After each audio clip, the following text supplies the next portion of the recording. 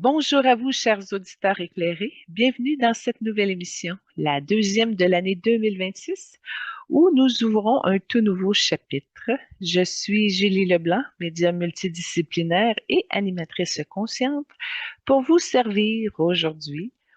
Nos premières vedettes d'ordre psychologique, deux figures majeures qui ont transformé notre compréhension de l'esprit humain.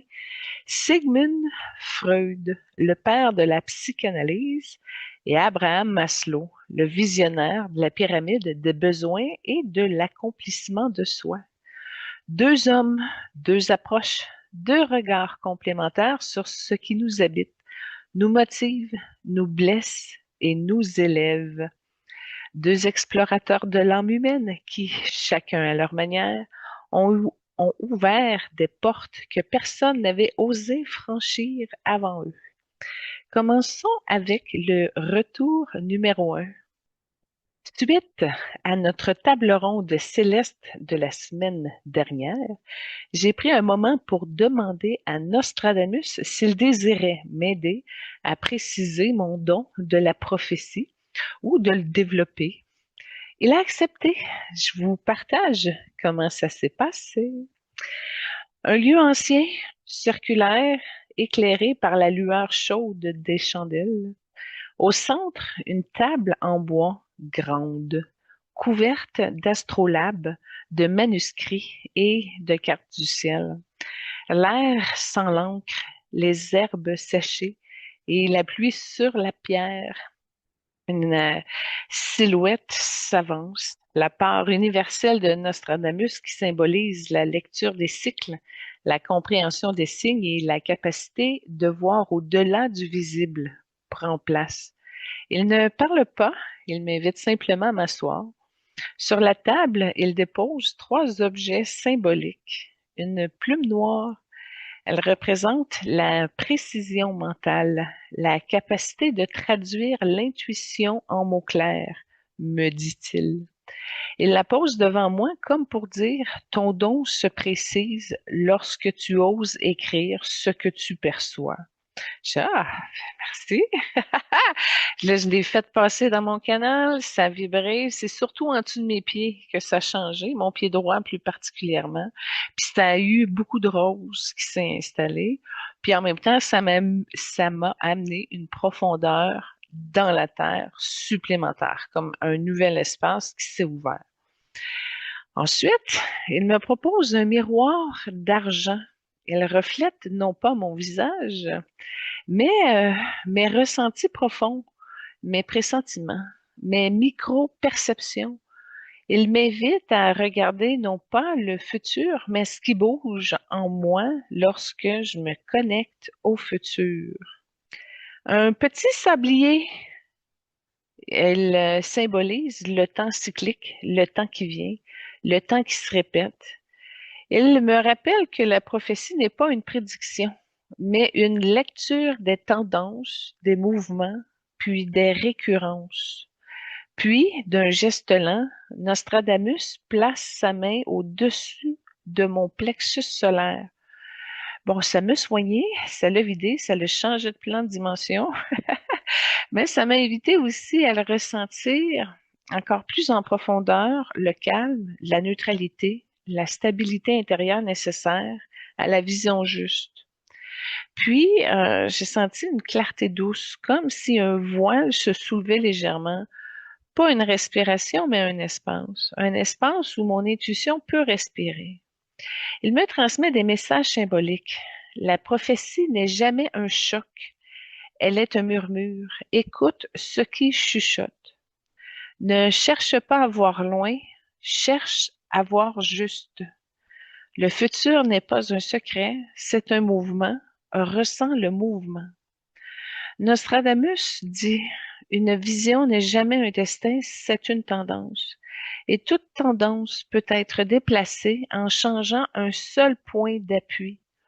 Il m'explique ensuite qu'une vision montre une direction, pas une fatalité. Ce que tu vois n'est pas ce qui va arriver, mais ce qui arriverait si rien ne changeait. Et la vision est un instantané, pas une sentence. Pour changer une trajectoire, ne touche pas à tout. Il me dit, ne combat pas la vision, ne tente pas de tout modifier, cherche plutôt le point précis où la trajectoire se courbe. C'est ce qu'il appelle le point d'appui. Le point d'appui est toujours un choix, une parole, un geste, une croyance, une émotion.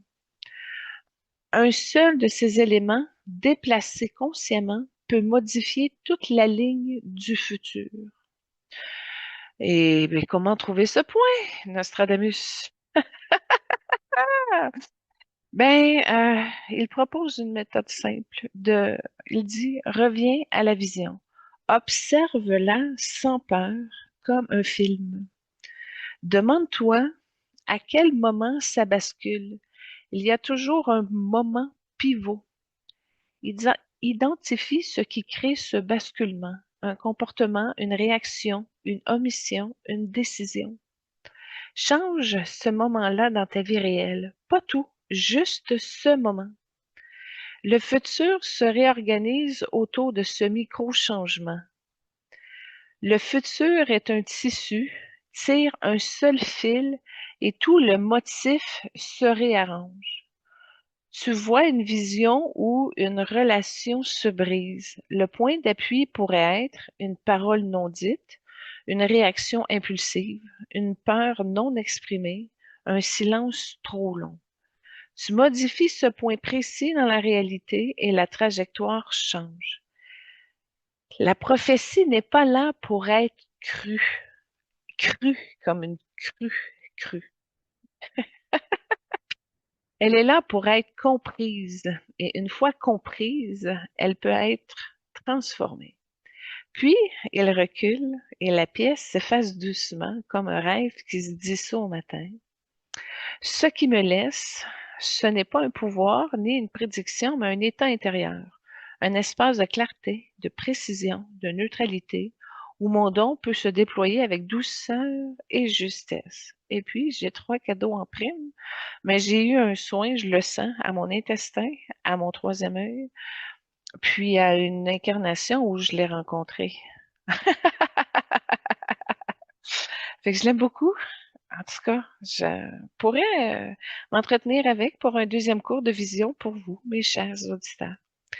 Mais c'est le moment pour l'instant de poursuivre avec le retour numéro 2. Et oui, cette fameuse table ronde céleste où j'ai demandé à des âmes invitées, qui sont incarnées ou non, que nous avons déjà reçues dans les émissions antérieures, ce qu'ils voyaient de notre monde actuel sur les enjeux mondiaux, puis les solutions qu'ils proposent pour nous aider. Et comme c'est le début de l'année, je leur ai offert l'occasion de nous bénir, s'ils le voulaient bien. Donc, la table ronde céleste s'ouvre dans une lumière douce, presque hivernale, comme un matin de janvier où tout est calme, propre, silencieux. Une présence s'avance, elle ne fait pas de bruit, elle ne cherche pas l'attention, elle ne prend pas la place, elle est la place. Une structure droite, une stature éclairée, un regard particulier, une noblesse naturelle qui n'a rien d'arrogant, une force tranquille qui rassure immédiatement. C'est Jean Béliveau. Il s'assoit avec la même élégance qu'il avait sur glace, sans brusquerie, sans tension, sans égo. Une présence qui apaise, qui rassemble, qui élève. Il regarde le monde actuel avec lucidité, une douce lucidité, jamais accusatrice ni dramatique. Il observe comme un capitaine qui voit son équipe un peu dispersée, un peu nerveuse, un peu débordée, mais encore pleine de potentiel. Jean ne parle pas de politique, ni de système, de structure. Il parle d'humain, de ce qui se passe dans les cœurs, dans les équipes, dans les familles, dans les communautés. Il voit un monde qui a perdu le sens du respect. Pas le respect hiérarchique, pas le respect forcé, mais le respect naturel, celui qui vient de la dignité humaine. Il dit, le respect, ce n'est pas une règle, c'est une attitude. C'est la façon dont on se tient devant l'autre. Aujourd'hui, il voit des conversations agressives, des opinions qui deviennent des armes, des gens qui parlent plus qu'ils n'écoutent, des relations qui se brisent pour des détails, des communautés qui se divisent pour des nuances. Pour lui, c'est un enjeu majeur. La perte du respect mutuel affaiblit tout le tissu social. Un monde qui confond performance et valeur. Jean a connu la pression, les attentes, les projecteurs. Il sait ce que c'est que d'être évalué, mesuré, comparé. Mais il dit, la performance n'est pas la valeur d'un être humain. La performance, c'est un moment. La valeur, c'est une vie. Aujourd'hui, il voit des jeunes qui se sentent insuffisants, des adultes qui s'épuisent pour prouver quelque chose, des gens qui se comparent constamment, des vies qui se réduisent à des résultats. Pour lui, c'est un enjeu profond. L'humanité a oublié qu'elle vaut quelque chose même quand elle ne performe pas. Un monde qui manque de leadership humain, pas de leadership autoritaire, pas de leadership charismatique, pas de leadership de façade. Il parle du leadership humain, celui qui écoute, rassemble, inspire, protège, élève. Il dit, un vrai leader ne cherche pas à être admiré, il cherche à être utile.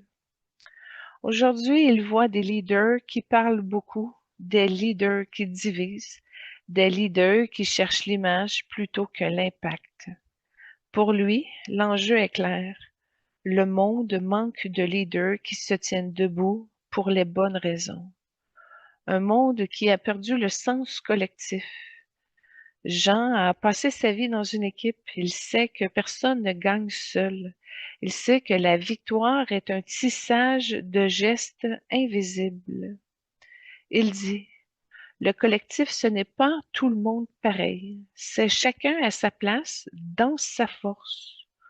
Aujourd'hui, il voit des gens isolés, des communautés fragmentées, des familles éclatées, des équipes qui ne savent plus jouer ensemble.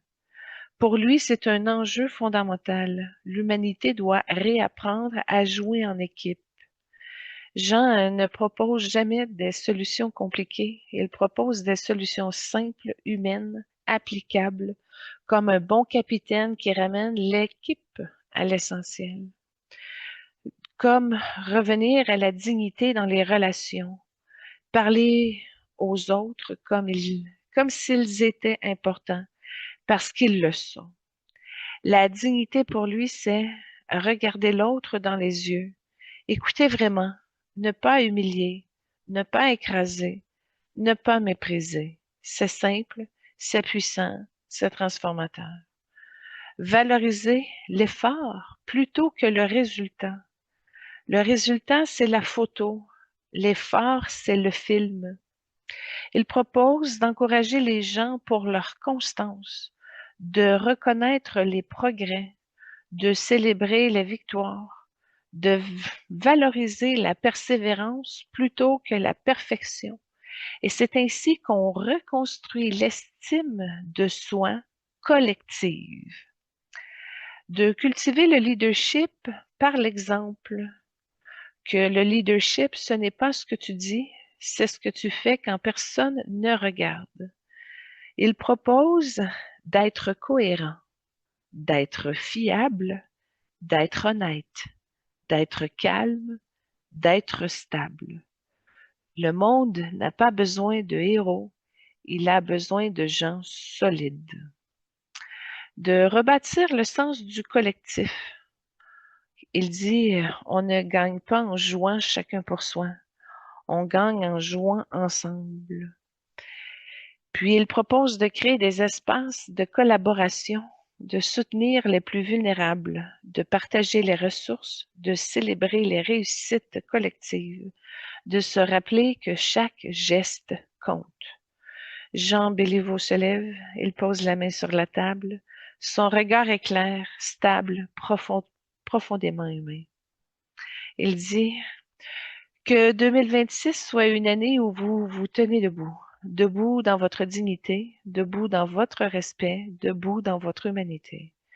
Que vous retrouviez la force tranquille, celle qui ne crie pas, celle qui ne frappe pas, celle qui ne domine pas, mais celle qui inspire. Que vous soyez des leaders dans vos familles, dans vos communautés, dans vos milieux de travail, non pas par vos paroles, mais par votre présence. Et que vous vous rappeliez ceci, vous n'êtes jamais seul. Vous faites partie d'une équipe plus grande que vous. Jouez ensemble, aimez ensemble, avancez ensemble. Bonne année et soyez bons les uns envers les autres. La lumière change autour de la table ronde, avec la présence noble et stable de Jean Béliveau, une autre énergie s'avance. Plus fluide, plus vibrante, presque électrique. Une énergie qui scintille, qui danse, qui respire la musique, le mouvement, la sensibilité à fleur de peau. Une silhouette apparaît, fine, délicate, presque translucide. Un regard immense, profond, fragile et puissant à la fois. Michael Jackson. Il ne marche pas, il glisse. Il ne s'impose pas, il apparaît. Il ne parle pas tout de suite, il ressent. Il s'assoit, les mains jointes, le regard doux, presque timide, et pourtant, derrière cette douceur, on sent une force créative colossale, une intensité émotionnelle rare, une âme qui a traversé des mondes entiers de lumière et d'ombre. Michael Jackson regarde le monde actuel avec une sensibilité aiguë. Il ne voit pas seulement ce qu'il se passe, il ressent ce qu'il se passe. Et ce qu'il ressent, c'est immense. Michael ne parle pas comme un analyste, mais comme un artiste. Il parle comme un enfant hypersensible qui voit ce que les autres ne voient plus. Il perçoit un monde qui a perdu son enfant intérieur. Michael a passé sa vie à chercher, protéger, guérir son enfant intérieur. Il sait ce que c'est que de grandir trop vite, de performer trop tôt, de porter trop lourd. Il dit, le monde a oublié comment jouer. Il a oublié comment rêver. Il a oublié comment s'émerveiller. Aujourd'hui, il voit des adultes épuisés, des enfants anxieux, des jeunes qui se sentent trop vieux, des cœurs qui ne savent plus s'ouvrir. Pour lui, c'est un enjeu majeur. L'humanité a perdu sa capacité à être innocente, joyeuse, spontanée. Un monde saturé de bruit, mais affamé d'amour. Michael a toujours été hypersensible au bruit, au chaos, à la pression. Il ressentait tout trop fort. Il dit, le monde fait beaucoup de bruit, mais il ne dit plus je t'aime.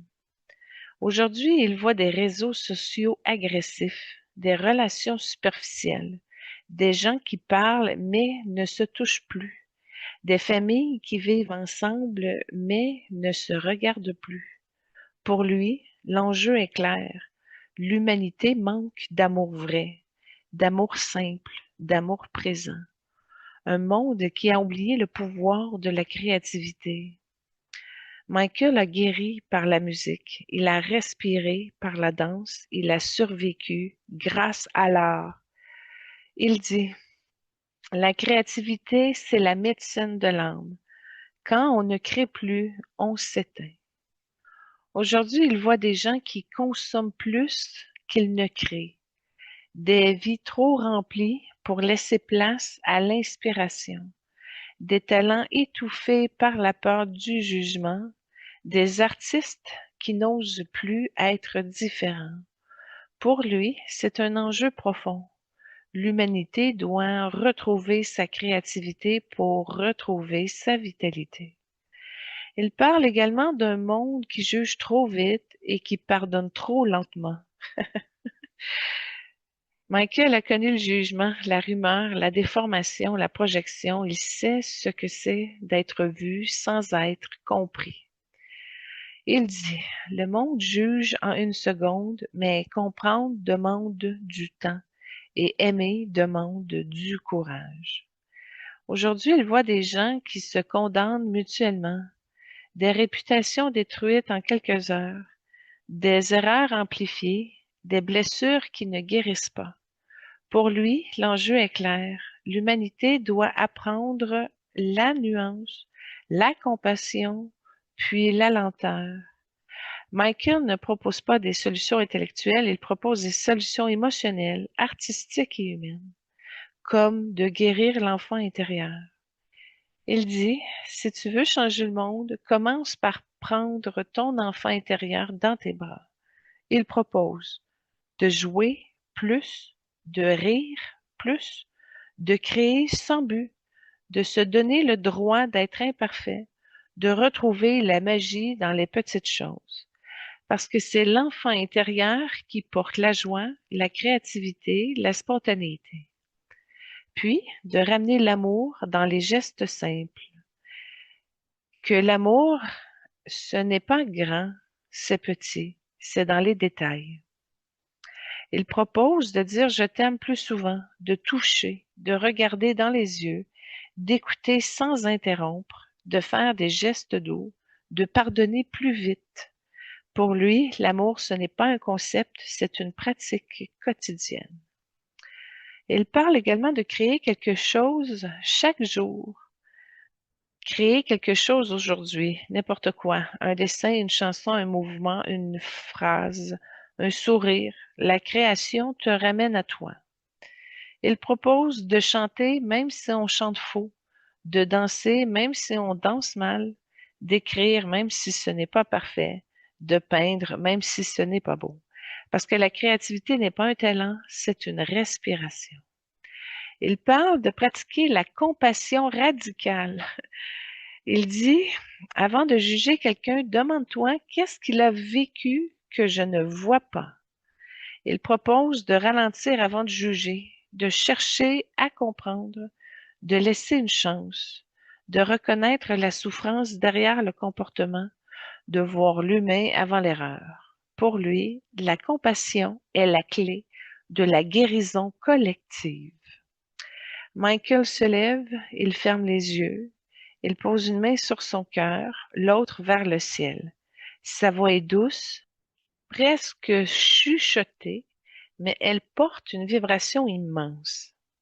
Il dit que 2026 soit l'année où vous retrouvez votre cœur, votre vrai cœur, celui qui aime sans peur, celui qui aime sans limite, celui qui danse même quand personne ne regarde. Que vous guérissiez votre enfant intérieur, que vous lui rendiez sa joie, sa magie, sa lumière. Que vous créiez, que vous aimiez, que vous pardonnez, que vous vous ouvriez. Et que vous vous rappeliez ceci. Vous êtes fait pour briller, pas pour impressionner, pour briller, pour aimer, pour guérir. Je vous souhaite une année douce, une année créative, une année lumineuse, une année où vous redevenez vous-même.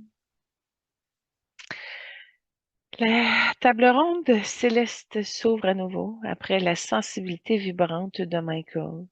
Une autre présence s'avance, plus droite, plus mentale, plus structurée. Une présence qui porte la réflexion comme d'autres portent une épée. Une présence qui ne cherche pas à plaire, mais à comprendre. Une silhouette apparaît élégante, calme, presque professorale. Un regard vif, perçant, lucide. Une intelligence qui observe avant de parler. Pierre Elliott Trudeau, dans son archétype, le penseur, le philosophe, le citoyen du monde, l'homme de la liberté intérieure. Il s'assoit avec une simplicité assumée, pas dans un grand geste, pas dans un drame, juste une présence solide, articulée et concentrée. Il regarde le monde actuel non pas avec nostalgie, mais avec une curiosité intellectuelle immense, comme un professeur qui analyse une classe agitée, non pas pour la juger, mais pour comprendre ce qui se passe dans les esprits. Son analyse est claire, structurée, presque chirurgicale. Il ne parle pas de politique, il parle d'humain, de conscience, de responsabilité, de liberté intérieure. Il voit un monde qui confond liberté et impulsivité. Pour lui, la liberté n'a jamais été un caprice. La liberté est une discipline, une responsabilité, un engagement envers soi-même et envers les autres.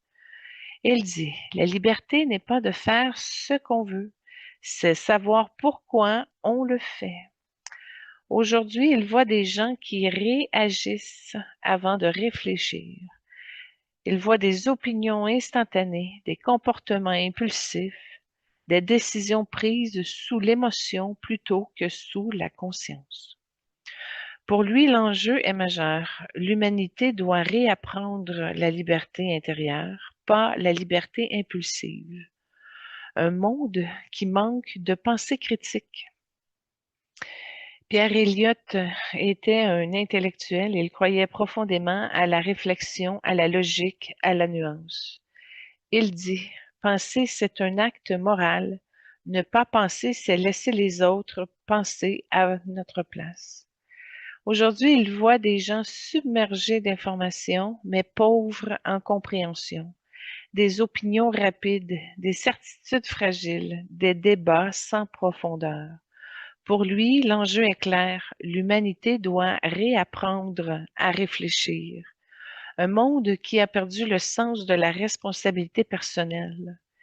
Il dit que la responsabilité, ce n'est pas un poids, c'est une maturité, c'est ce qui nous rend adultes. Aujourd'hui, il voit des gens qui blâment, des gens qui fuient, des gens qui attendent que les autres changent, des gens qui se sentent impuissants. Pour lui, l'enjeu est profond. L'humanité doit reprendre sa responsabilité individuelle. Un monde qui manque de profondeur. Pierre Elliott Trudeau n'aimait pas la superficialité. Il aimait les idées, les livres, les conversations longues, les débats sérieux. Il dit, la profondeur n'est pas un luxe, c'est une nécessité pour comprendre le monde. Aujourd'hui, il voit des relations superficielles, des conversations rapides, des vies trop remplies pour laisser place à la réflexion, des gens qui ne se connaissent pas eux-mêmes. Pour lui, l'enjeu est clair. L'humanité doit retrouver la profondeur intérieure. Ces solutions sont structurées, logiques, presque philosophiques. Elles ne sont pas politiques, elles sont humaines, psychologiques, intellectuelles, spirituelles. Il dit de pratiquer la liberté intérieure, que la liberté commence dans l'esprit, pas dans les circonstances. Il propose de réfléchir avant d'agir, de comprendre ses motivations, de choisir consciemment, de ne pas se laisser manipuler par la peur ou la colère, puis de cultiver l'autonomie intérieure. Pour lui, la liberté est un état d'esprit, pas un contexte. Développer la pensée critique. Il dit, posez des questions, toujours, même aux idées que vous aimez.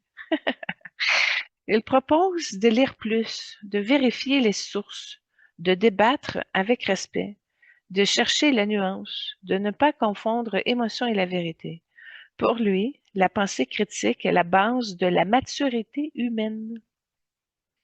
Assumer sa responsabilité personnelle, que vous n'êtes pas responsable de tout, mais vous êtes responsable de vous.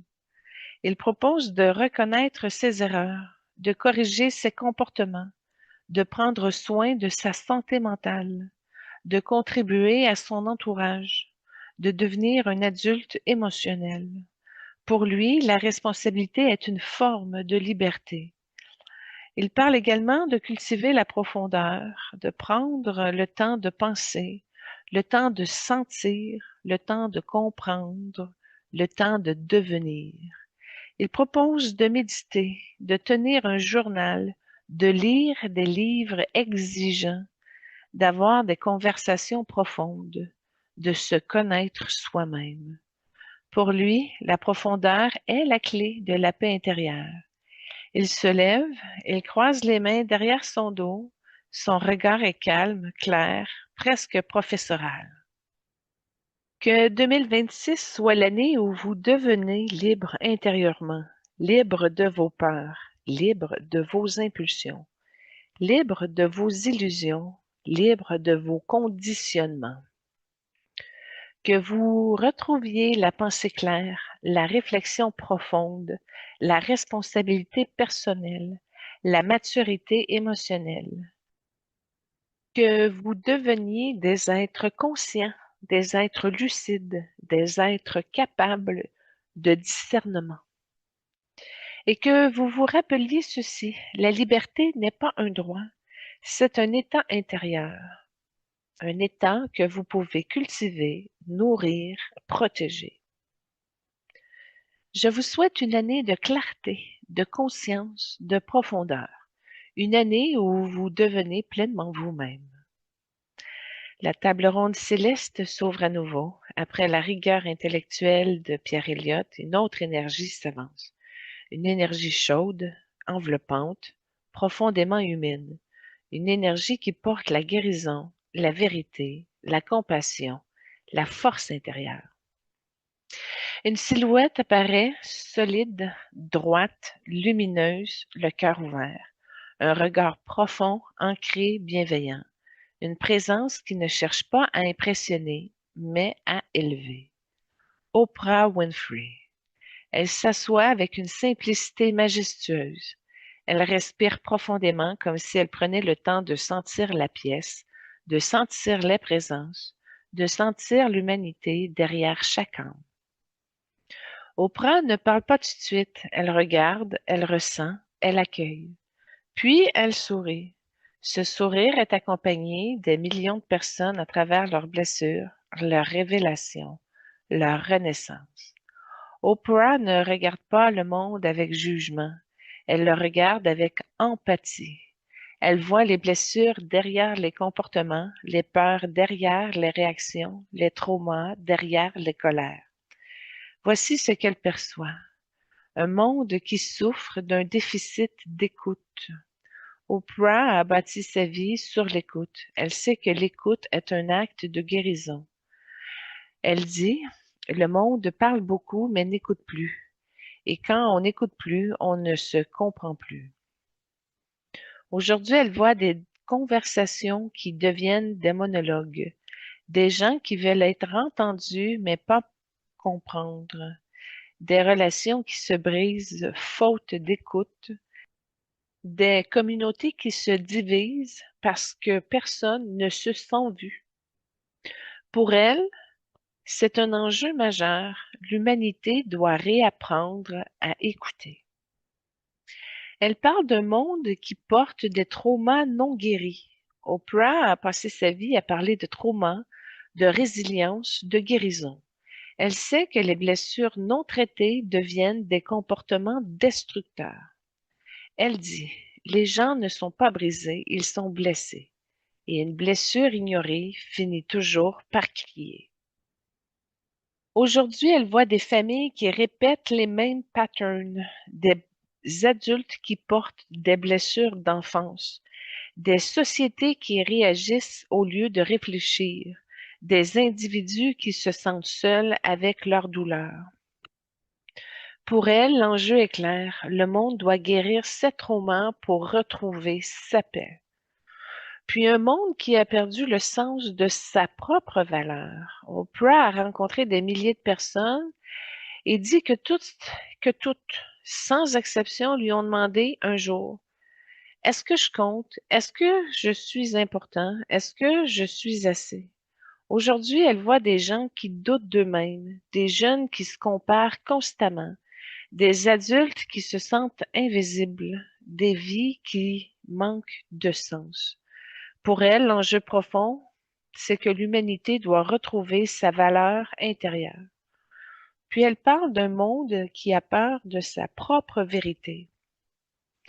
Oprah a bâti sa carrière sur la vérité. Elle sait que dire la vérité est un acte de courage. Elle dit, la vérité vous libère, mais d'abord, elle vous demande d'être brave. Aujourd'hui, elle voit des gens qui portent des secrets, des vies qui ne sont pas alignées, des relations qui manquent d'authenticité, des âmes qui se cachent derrière les rôles. Pour elle, l'enjeu est clair. L'humanité doit retrouver le courage d'être vraie. Puis ces solutions sont humaines, profondes, psychologiques, spirituelles. Elles touchent le cœur, l'âme, la conscience. Elle parle de pratiquer l'écoute profonde. D'écouter, c'est offrir un espace où l'autre peut exister. Elle propose d'écouter sans interrompre, d'écouter sans préparer sa réponse, d'écouter pour comprendre, d'écouter pour accueillir, d'écouter pour guérir. Elle, pour elle, l'écoute est un acte d'amour. Elle parle également de guérir ce trauma avec douceur et courage. Elle dit, vous n'avez pas à guérir tout d'un coup, vous avez seulement à commencer. Elle propose de reconnaître ses blessures, de demander de l'aide, de parler, de pleurer, de se pardonner, de se reconstruire. Pour elle, la guérison est un chemin, pas une performance. Cultiver la valeur personnelle. Elle dit, vous êtes né digne, vous n'avez rien à prouver. Elle propose de parler avec respect, de se traiter comme quelqu'un d'important, de dire non quand c'est nécessaire, de choisir des relations nourrissantes, de se donner la permission d'exister pleinement. Pour elle, la valeur personnelle est la base de toute transformation. Dire la vérité, d'abord à soi-même, que la vérité n'est pas une arme, c'est une lumière. Elle éclaire ce qui doit être vu. Elle propose d'être honnête avec soi, d'oser nommer ce qui fait mal, d'oser dire ce qu'on ressent, d'oser vivre une vie alignée. Pour elle, la vérité est la porte de la liberté intérieure. Oprah se lève, ouvre les bras comme si elle voulait envelopper toute la pièce. Sa voix est chaude, profonde, vibrante. Elle dit que 2026 soit l'année où vous écoutez vraiment, où vous écoutez les autres, où vous écoutez votre âme, que vous guérissez vos blessures, que vous honoriez votre histoire, que vous transformiez votre douleur en sagesse, que vous retrouviez votre valeur, votre dignité, votre lumière, que vous ayez le courage de dire votre vérité, de vivre votre vérité et d'incarner votre vérité. Et que vous vous rappeliez ceci, vous êtes important, vous êtes digne, vous êtes assez, vous êtes aimé. Je vous souhaite une année de guérison, de clarté, de puissance intérieure, une année où vous devenez la version la plus vraie de vous-même. La table ronde céleste s'ouvre une dernière fois après Oprah. Une autre présence s'avance, une présence calme, droite, presque silencieuse, mais d'une intensité morale qui remplit toute la pièce. Une silhouette élancée, un port noble, un regard clair, profond et lucide. Une énergie qui ne cherche pas à dominer, mais à inspirer. Une force qui ne s'impose pas, mais qui s'affirme. Arthur H. Il s'assoit avec une élégance naturelle, une maîtrise intérieure qui impose le respect sans un mot. Il respire lentement, profondément, comme un homme qui a appris à se tenir debout dans l'adversité, à rester digne dans la tempête, à garder son cœur ouvert même quand le monde se ferme. Arthur regarde le monde actuel avec une lucidité tranquille. Il ne dramatise pas, il ne minimise pas.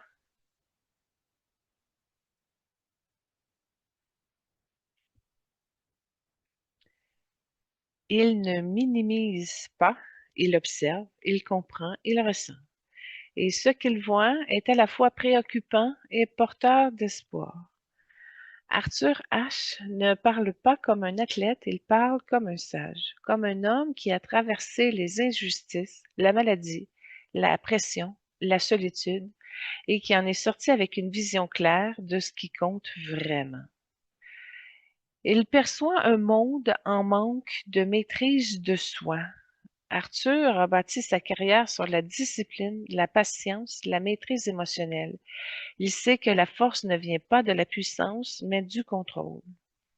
Il dit: le monde réagit trop vite, il pense trop peu, il ressent trop fort et il maîtrise trop peu. Aujourd'hui, il voit des colères instantanées, des réactions impulsives, des décisions prises sous l'émotion, des conflits qui explosent pour des détails. Pour lui, l'enjeu est majeur. L'humanité doit réapprendre la maîtrise de soi. Un monde qui confond la justice et vengeance. Arthur a lutté pour la justice toute sa vie, mais il n'a jamais confondu justice et vengeance. Il dit: la justice élève, la vengeance détruit, et le monde ne fait plus la différence. Aujourd'hui, il voit des gens qui veulent punir plutôt que comprendre, des communautés qui se déchirent, des discours qui divisent, des blessures qui s'enveniment faute de dialogue. Pour lui, l'enjeu est clair. L'humanité doit retrouver la justice qui guérit, pas celle qui frappe. Un monde qui a perdu le sens du courage moral. Arthur n'a jamais été un homme bruyant. Son courage était silencieux mais immense. Il dit: le courage n'est pas de crier, c'est de rester debout quand c'est difficile. Aujourd'hui, il voit des gens qui ont peur de dire la vérité, des gens qui se taisent pour éviter des conflits, des gens qui suivent la foule pour ne pas être rejetés, des gens qui renoncent à leurs valeurs pour être acceptés. Pour lui, l'enjeu est profond. L'humanité doit retrouver le courage moral. Il parle d'un monde qui manque de dignité.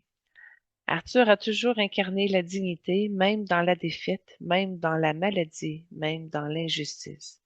La dignité n'est pas un statut, c'est une façon de se tenir, une façon de parler, une façon d'aimer. Aujourd'hui, il voit des comportements humiliants, des paroles blessantes, des relations toxiques, des vies qui manquent de respect de soi. Pour lui, l'enjeu est clair. L'humanité doit retrouver la dignité personnelle et collective. Puis ses solutions sont simples, puissantes, exigeantes. Elles demandent du courage, de la discipline, de la maturité. Il parle de pratiquer la maîtrise de soi, que la maîtrise de soi n'est pas un don, c'est un entraînement. Il propose de respirer avant de répondre, de réfléchir avant d'agir, de choisir la paix plutôt que la réaction, de cultiver la patience et de développer la stabilité émotionnelle. Pour lui, la maîtrise de soi est la base de toute transformation. Il parle de chercher la justice, pas la vengeance, que la justice demande de la sagesse, la vengeance demande seulement de la colère. Il propose de comprendre avant de juger, de dialoguer avant de condamner, de réparer plutôt que de punir et de chercher la vérité plutôt que la victoire. Pour lui, la justice véritable est un acte d'amour. Cultiver le courage moral, que le courage moral sait faire ce qui est juste, même quand personne ne regarde. Il propose de dire la vérité avec douceur, de défendre ce qui est juste, de rester fidèle à ses valeurs, de ne pas se laisser intimider par la peur du rejet. Pour lui, le courage moral est la clé de la dignité humaine. Il parle également de vivre avec dignité, que la dignité, c'est la noblesse du quotidien. C'est la façon dont vous vous traitez vous-même. Il propose de parler avec respect, de se tenir avec droiture, de choisir des relations saines, de refuser l'humiliation, de se comporter comme quelqu'un qui mérite le respect. Pour lui, la dignité est une posture intérieure. Arthur se lève, il pose une main sur la table, son regard est calme, profond et ancré. Il dit que 2026 soit l'année où vous retrouvez votre maîtrise intérieure, où vous apprenez à respirer, à réfléchir, à choisir la paix plutôt que la réaction. Que vous cherchiez à la justice, pas la vengeance, la vérité, pas la victoire, la sagesse, pas le bruit. Que vous retrouviez le courage moral, celui qui vous permet de rester debout, même quand c'est difficile, même quand vous êtes seul, même quand le monde vous teste. Et que vous viviez avec dignité, une dignité qui élève, qui inspire, qui apaise, qui transforme. Je vous souhaite une année de force tranquille, de maturité, de noblesse intérieure, une année où vous devenez des êtres de paix, des êtres de courage, des êtres de lumière. Ouh! Hein? Soyez bénis. Poursuivons avec notre premier invité aujourd'hui, avec la première trame sonore. Pour ouvrir cette 140e émission, nous vous invitons à plonger dans une atmosphère dense, hypnotique, presque animale. Une vibration qui évoque les profondeurs de l'inconscient, là où se cachent nos pulsions, nos ombres, nos désirs, nos mémoires enfouies. Cette trame sonore, A Beastly Transformation, nous accompagne dans un passage intérieur, une descente dans les zones brutes et indomptées de la psyché humaine. Sigmund Freud naît en 1856 à Freiburg, en Moravie, dans une famille juive modeste. Son père, Jacob, est un commerçant cultivé. Sa mère, Amalia, plus jeune de 20 ans, l'adore et le surnomme Mon Siggy d'or. En 1860, la famille s'installe à Vienne, capitale intellectuelle de l'Europe. Freud est un élève brillant. Il étudie la médecine, se passionne pour la neurologie, travaille sur les aphasies, les paralysies, l'hystérie. En 1885, il part à Paris étudier auprès de Charcot, qui lui révèle que les symptômes psychiques ont un sens. Il épouse Martha Bernays en 1886. Ils auront 6 enfants ensemble. Mathilde, Jean-Martin, Olivier, Ernest, Sophie et Anna. Anna devient une psychanalyste majeure. Sophie mourra jeune et les autres vivront l'exil et la diaspora juive. Freud est aussi très proche de Mina Bernays, la sœur de Martha, qui vivant avec eux toute sa vie. On parle de la naissance de la psychanalyse dans les années 1895 à les années 1905 avec Joseph Breuer. Freud publie Études sur l'hystérie en 1895. Il découvre que parler guérit, c'est la talking cure. En 1895, il commence son auto-analyse, découvre ses propres rêves, ses désirs, son Oedipe. En 1896, il invente le mot psychanalyse. En 1900, il publie L'interprétation du rêve, son œuvre fondatrice. Puis viennent Psychopathologie de la vie quotidienne en 1901, 3 essais sur la théorie sexuelle en 1905, les grands cas cliniques d'Aura, le petit Hans et l'homme Aura. Il pose les bases de l'inconscient, le refoulement, la sexualité infantile, les stades libidineux et le concept d'Oedipe. Le mouvement psychanalyste prend forme de 1905 à 1914. Freud fonde la Société psychanalytique de Vienne. Autour de lui, Jung, Adler, Ferenczi, Abraham, Rank, Jones. Mais les dissidences arrivent. Adler quitte le groupe en 1911, Jung rompt en 1913. Freud tient bon, il écrit Totem et tabou en 1912, où il relie la psychanalyse et l'anthropologie. Et là, la Première Guerre mondiale bouleverse tout. Freud perd sa fille Sophie en 1920. Il souffre, mais continue d'écrire. Il publie Au-delà du principe de plaisir. Il introduit la pulsion de mort. En 1923, il publie Le moi et le ça, la naissance de la seconde topique, ça, moi, sur moi. La même année, il apprend qu'il a un cancer de la mâchoire. Il subira 32 opérations. L'expansion mondiale et les grandes œuvres culturelles de 1923 à 1930, Freud devient une figure internationale. Il forme des générations d'analystes. Il écrit Inhibition, symptômes et angoisse, 1926. L'avenir est une illusion, 1927. Malaise dans la civilisation, 1930. La sexualité féminine en 1932. Il analyse la religion, la culture, la société, la violence, la culpabilité. Et en 1933, les nazis brûlent ses livres. Ils qualifient la psychanalyse de science juive. En 1938, l'Autriche est annexée. Sa fille Anna est arrêtée dans la Gestapo. Freud comprend qu'il doit fuir. Grâce à Marie Bonaparte et à l'ambassadeur américain Bullitt, il obtient un visa pour 16 personnes. Il quitte Vienne par l'Orient Express avec Martha Anna et leur fidèle Paula Fletch. Il s'installe à Londres au 20 Maserfield Garden. Le cancer progresse. Il souffre atrocement. Le 23 septembre 1939 à 3 heures du matin, Freud meurt de 83 ans. Son médecin, Max Schurz, lui administre une dose de morphine pour abréger ses souffrances selon sa volonté. Il est incinéré à Golden Grease. Anna Freud poursuivra son œuvre. Ses contributions majeures, en tout cas de ce qui a laissé à l'humanité, une nouvelle conception de l'esprit humain. Freud a déplacé le centre de gravité de l'humain, de la conscience vers l'inconscient.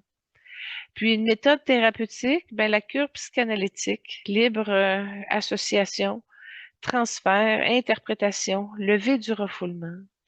Il a apporté aussi une théorie du développement, les stades oral, anal, phallique, latence génitale, la sexualité infantile, le complexe d'Édipe.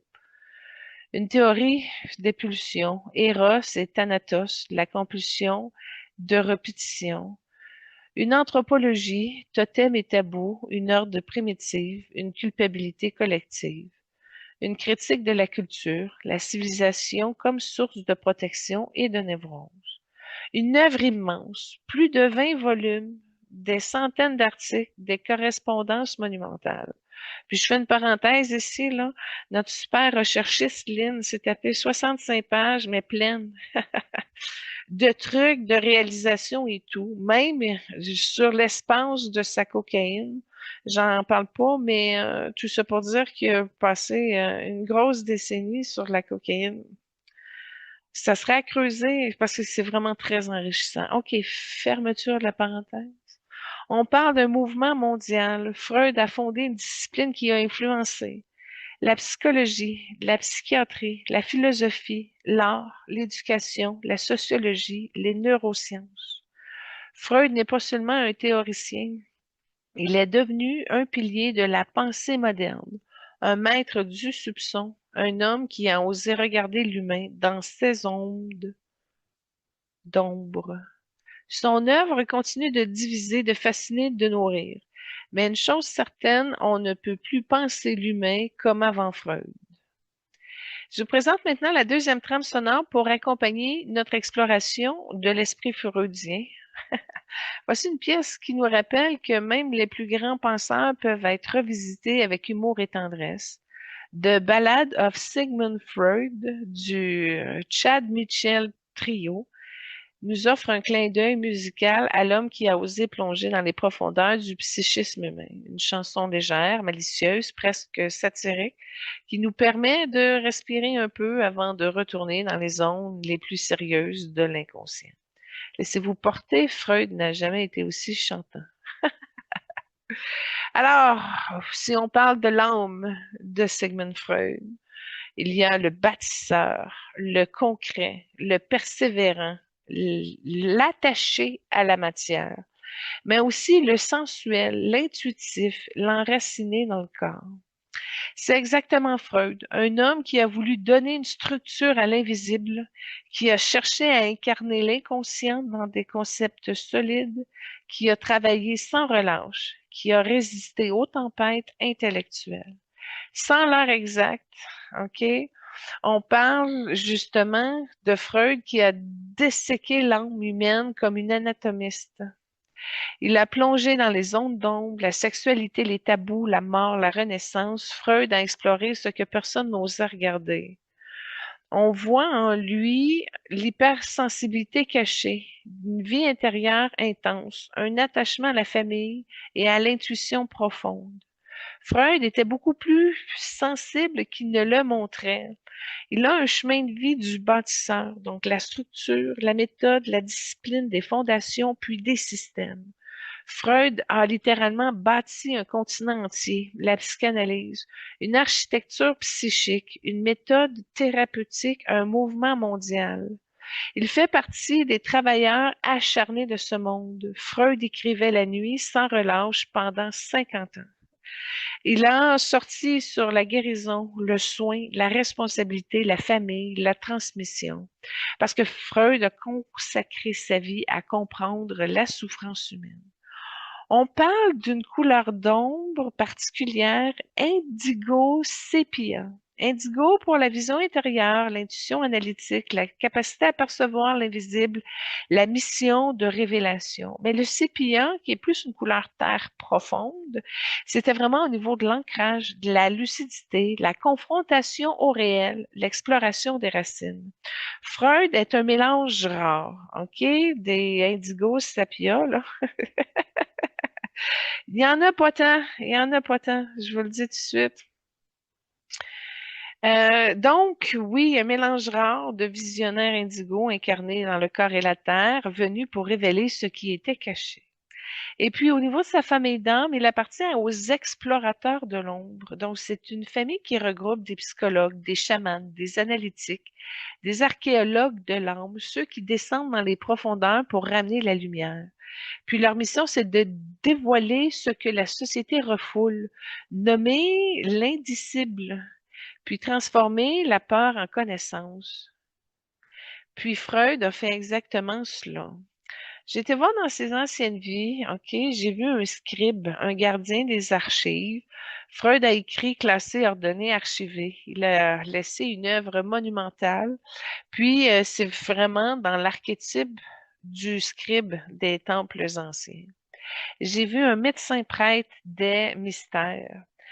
C'était dans le cadre de la Grèce antique. Les guérisseurs travaillaient avec les rêves, les symboles, les rites, les mythes. Freud a réactivé cette tradition sous une forme moderne. J'ai vu un philosophe stoïcien. Freud était rationnel, lucide, mais parfois austère. Il a affronté la souffrance avec dignité. Il a vécu comme un sage qui observe l'âme humaine. J'ai vu aussi un rebelle intellectuel dans plusieurs vies. Il y a l'archétype de celui qui défie les dogmes, qui brise les tabous, qui ouvre des voies nouvelles. Freud a incarné cette énergie à la perfection. Freud n'est pas seulement un médecin ou un théoricien, c'était une âme de profondeur venue pour révéler l'invisible, pour donner un langage à l'ombre, pour bâtir une structure permettant à l'humanité de se comprendre autrement. Il a ouvert une porte que personne avant lui n'avait osé pousser. On poursuit avec la troisième trame sonore. La pièce Sigmund Freud d'Adrian Whitehead nous plonge dans une ambiance plus introspective, presque cinématographique, où chaque note semble ouvrir une porte vers un souvenir, un rêve, une impulsion enfouie. Et c'est une musique qui évoque les couloirs de l'inconscient, les zones floues, où se mêlent désir et peur, mémoire et imagination. Elle accompagne parfaitement l'énergie de Freud, celle d'un homme qui a osé explorer les profondeurs de l'âme humaine, là où peu avait osé regarder avant lui. C'est alors que j'ai demandé à Sigmund Freud s'il désirait participer à l'esprit de la table ronde et l'espace s'est densifié. Sa présence lourde, terrestre, profonde, Freud arrive comme un homme qui a passé sa vie à descendre dans les sous-sols de l'âme humaine et qui, pour la première fois, parle non pas de comme un médecin, mais comme une conscience. Il s'assoit, il observe, il commence. Je vous remercie de m'accueillir dans cet espace où l'on écoute ce qui ne s'entend pas. Si je regarde votre monde aujourd'hui, je vois trois grands enjeux, trois forces qui travaillent l'humanité comme elles ont travaillé chaque individu que j'ai rencontré. Le déni collectif. Vous vivez dans une époque où l'on fuit ce qui dérange. On accélère, on distrait, on anesthésie. Mais ce qui est refoulé revient toujours sous forme de violence, de division ou de souffrance psychique. Il parle de la fragmentation intérieure, que les humains sont dispersés, ils vivent coupés d'eux-mêmes, de leurs émotions, de leur corps, de leur histoire. Cette fragmentation crée de la peur, de la confusion, de la perte de sens. Il parle de la répétition. Les sociétés comme les individus répètent ce qu'elles n'ont pas compris. Elles rejouent dans le même conflit, les mêmes blessures, les mêmes illusions. Ce que vous appelez des crises ne sont souvent que des retours de refoulées collectives. Voilà les enjeux. Ils ne sont pas nouveaux. Ils changent de forme, mais pas de nature. Il marque une pause, puis il poursuit. Je n'ai jamais prétendu sauver le monde, mais j'ai appris ceci. Ce qui n'est pas conscient dirige la vie. Voici les solutions que je vous propose, non pas comme un maître, mais comme un homme qui a observé longtemps. Ralentir pour ressentir. La conscience ne naît pas dans la vitesse, elle naît dans l'écoute, dans le courage de sentir ce qui se passe en soi. Nommer ce qui est vrai. Les mots sont des ponts. Quand on nomme une peur, on perd son pouvoir. Quand on nomme un désir, il cesse d'agir dans l'ombre. Reconnaître l'enfant intérieur. Chaque être humain porte un enfant blessé. Tant qu'il n'est pas entendu, il gouverne en secret. Les sociétés ont aussi leur enfant blessé. Il parle de transformer la répétition en création. La répétition est un appel. Elle dit, regarde-moi, comprends-moi. Quand on se comprend, on peut créer autre chose. Elle parle également de se relier. L'isolement est le terreau de la souffrance. La relation authentique, vulnérable, sincère est le premier remède. Voilà mes solutions. Elles sont simples, elles demandent du courage, mais elles libèrent. Il se tait. L'espace devient plus clair. Je m'approche de lui, j'ouvre un peu mon canal et je lui offre un soin de lumière, un soin de paix, un soin de réparation. Je lui ai offert une lumière jaune comme mon âme, la douceur et la paix qu'il s'est refusée pendant son incarnation, la détente qu'il n'a jamais connue, puis la permission de ne plus porter le poids du monde, ainsi que la guérison de ses propres blessures d'incarnation. Freud ferme les yeux, il reçoit, il laisse tomber ses défenses, ses concepts, ses structures, il se laisse toucher.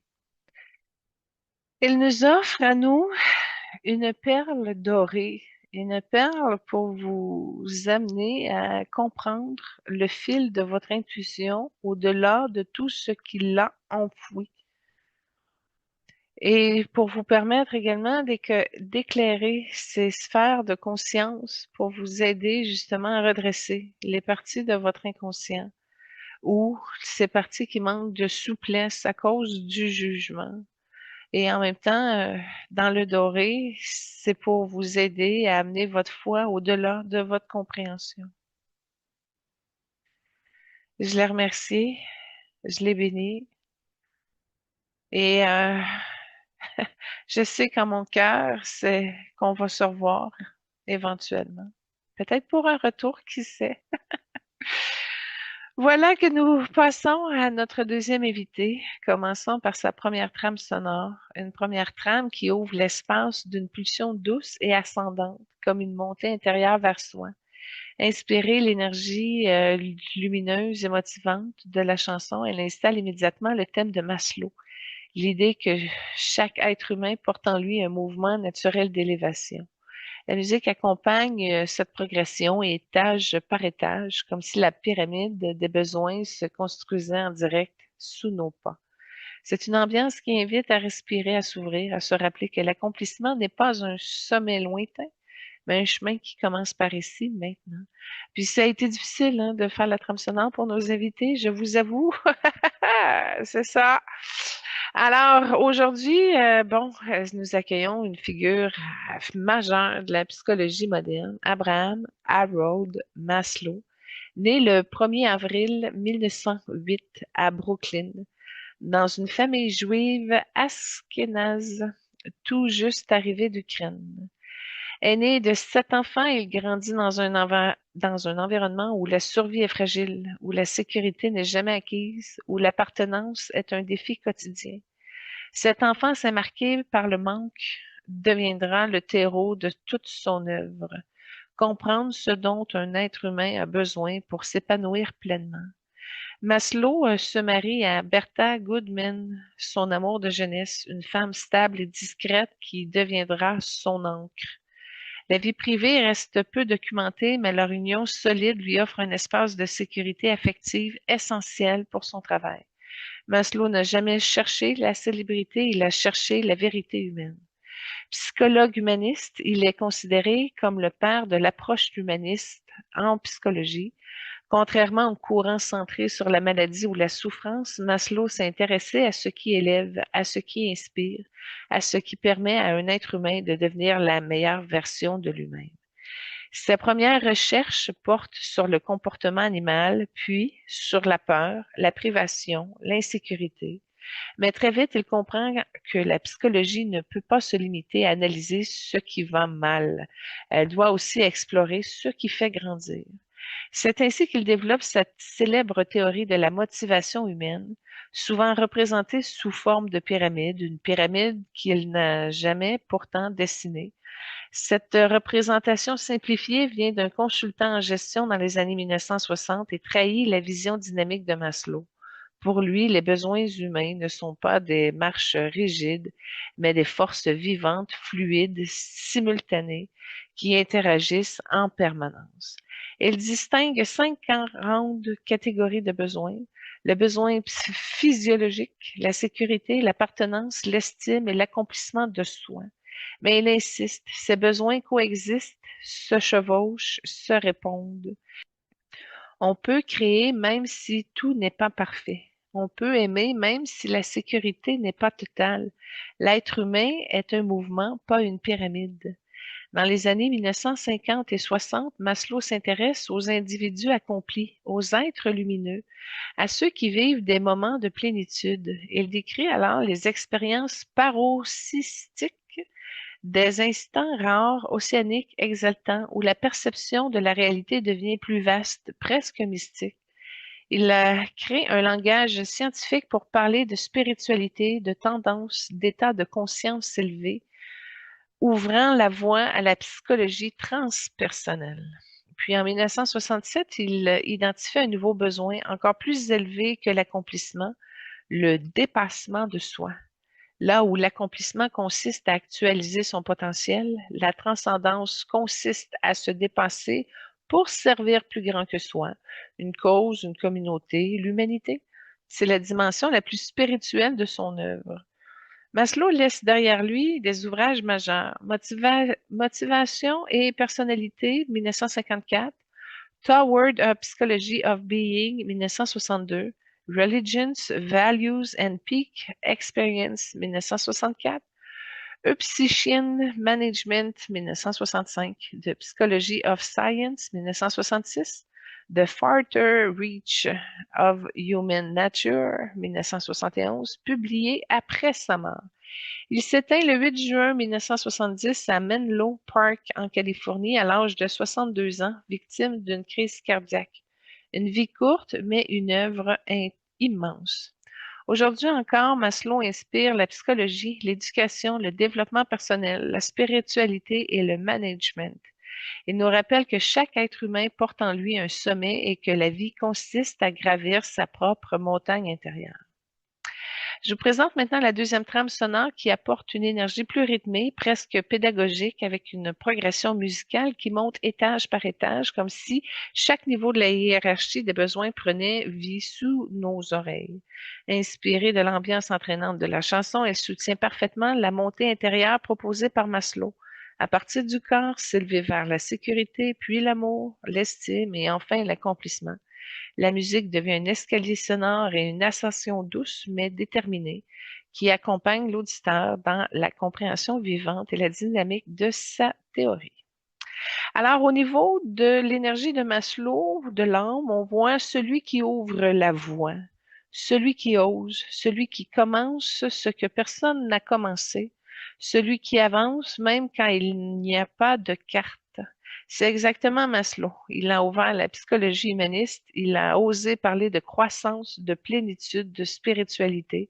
Il a mis la lumière là où la psychologie ne voyait que la souffrance.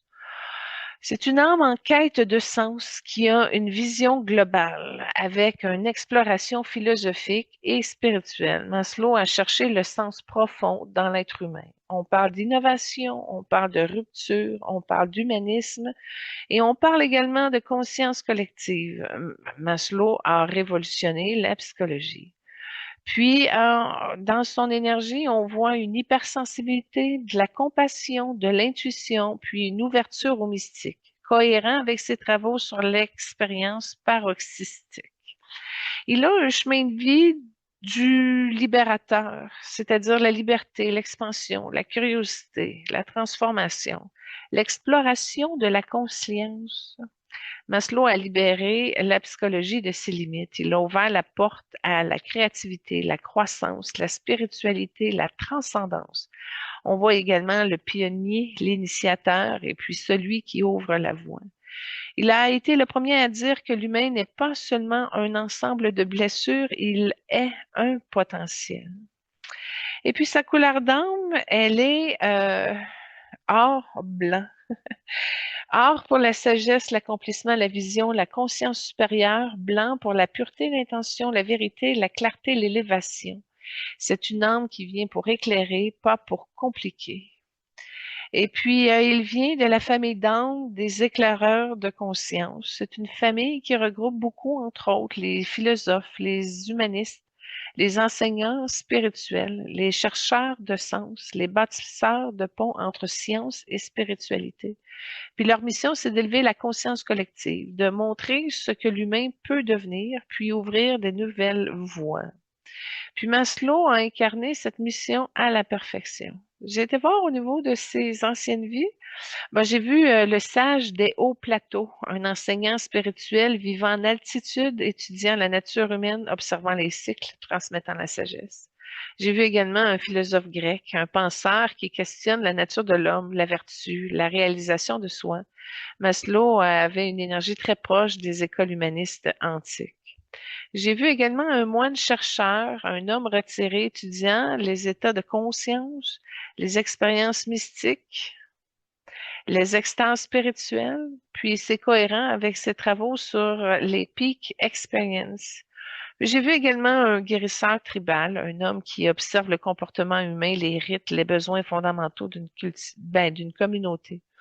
Fait que on retrouve pas mal ces archétypes dans son œuvre. Puis dans une lecture symbolique, si on peut dire, j'ai pas vu que Maslow était réincarné actuellement. Puis son énergie en ce moment est en observation, en transmission, en soutien vibratoire, en guide collectif. C'est une âme qui continue d'influencer la conscience humaine depuis un plan supérieur comme un enseignant qui veille sur l'évolution de ses élèves. Je vous présente la troisième trame sonore qui ouvre un espace intérieur. Qu'est-ce que ça crée avec une ambiance mystique qui évoque les questions profondes de Maslow sur la conscience, la transcendance et l'expérience paroxystique? La musique lente et enveloppante crée l'impression d'un labyrinthe intérieur où chaque note devient une porte vers un niveau plus élevé de soi. C'est une atmosphère de quête, de silence habité, de révélation intime, idéale pour accompagner la dimension spirituelle de Maslow, celle qui explore les états de plénitude, les moments d'unité et les questions qui n'ont pas de réponse mais qui élèvent l'âme simplement par le fait d'être posées. Puis l'espace se transforme, il est calme avec une présence lumineuse, structurée. Il se dépose, il arrive à la table ronde comme un homme qui a passé sa vie à observer l'humain avec douceur, curiosité et respect. Il s'assoit, les mains jointes, le regard clair, et il commence à parler. Je vous remercie de m'accueillir dans cet espace où on l'écoute, ce qui est essentiel. Si je regarde votre monde aujourd'hui, je vois une humanité qui vit une tension profonde entre deux forces, celle de la survie, celle de l'accomplissement.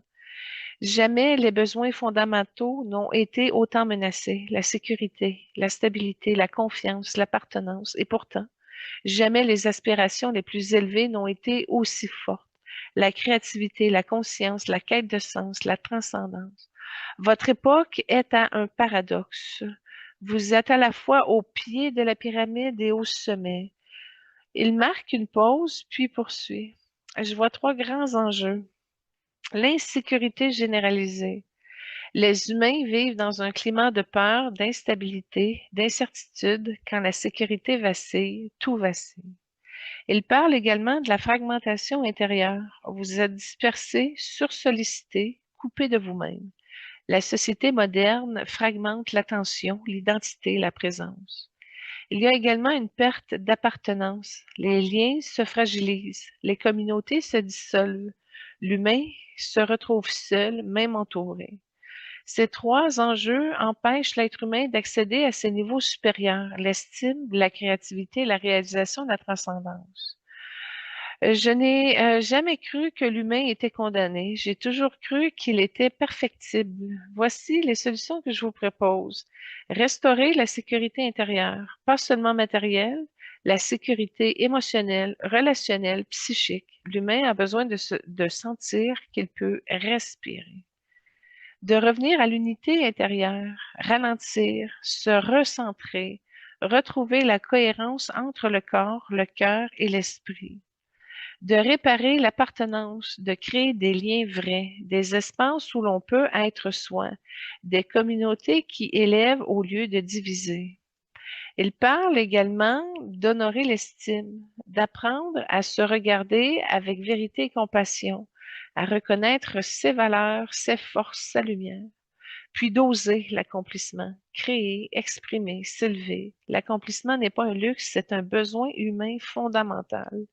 Puis enfin, transcender, se relier à plus grand que soi, servir, contribuer, aimer. C'est là que l'humain devient pleinement humain.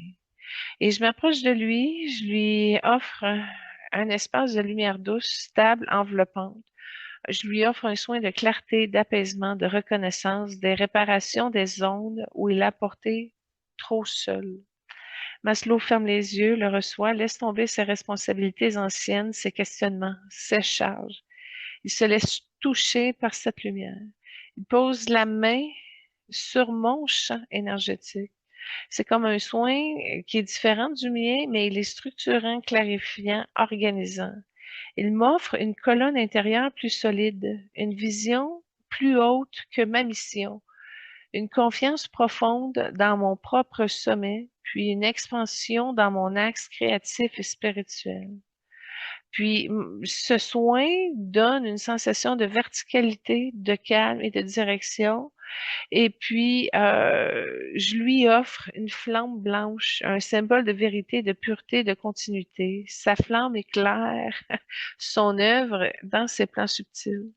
Puis, il me tend un cristal doré, parfaitement transparent. Il dit, ce cristal contient la vision de ce que l'humain peut devenir. Garde-le dans ton cœur, il te rappellera que ta mission est d'élever, pas de convaincre. Et ce cristal s'est dissous dans mon champ énergétique. Juste pour vous dire que vous pouvez le recevoir en votre âme si vous désirez intégrer ces sagesses. Faites juste dire oui, âme, accepte si c'est bon pour ton évolution. Et c'est alors que Maslow a déposé sa main et s'est entouré de lumière. Je lui ai dit que ton âme soit bénie, que ton œuvre continue d'éclairer, que ta vision traverse les générations, que ton sommet intérieur rayonne dans tous ceux qui cherchent à devenir eux-mêmes. Merci de ta présence, ta sagesse, ton humanité. Maslow incline la tête, puis il se retire doucement comme une conscience qui retourne à son plan d'origine. Et voilà, chers auditeurs, notre table ronde se referme pour aujourd'hui. Nous avons voyagé avec Abraham Maslow à travers les profondeurs et les sommets de la nature humaine, exploré sa vision du monde actuel, ses enjeux, ses solutions, et reçu de lui une sagesse qui continue de vibrer dans l'espace. Merci d'avoir été avec nous dans cette exploration intérieure, dans cette rencontre entre psychologie, humanisme et conscience. Si cette émission vous a touché, inspiré ou éclairé, je vous invite à la partager autour de vous, à vos proches, à vos amis, à vos communautés. Chaque partage contribue à faire circuler la lumière et la réflexion et la croissance. N'hésitez pas également à vous joindre à nos réseaux sociaux où je partage des contenus exclusifs, des réflexions, des transmissions et des invitations vibratoires tout au long de la semaine. Et pour ceux qui souhaitent aller plus loin, vous pouvez accéder à mes services de médium multidisciplinaire, que ce soit pour des consultations individuelles, des lectures intuitives ou des méditations guidées, des ateliers et même des espaces de transformation. Toutes les informations sont disponibles sur mes plateformes. Merci à l'équipe de participer à chacune des émissions. Vous êtes précieux, cher Focus Group. La semaine prochaine, nous aurons le plaisir d'accueillir deux icônes mondiales, deux femmes qui ont marqué la culture, la mode et l'imaginaire collectif, en Naomi Campbell et Elle Macpherson. Deux trajectoires puissantes, deux corps mystiques, deux consciences qui ont traversé la célébrité, la beauté, la pression, la transformation et qui portent chacune une histoire vibrante à raconter. Nous explorons leur parcours, leur essence, leur force, leur lumière et bien sûr, nous les inviterons probablement à notre table ronde céleste pour entendre ce que leurs âmes ont à dire. Soyez bénis, passez une très belle semaine. On vous souhaite un bon retour au travail si c'est le cas. Soyez bénis. Namasté.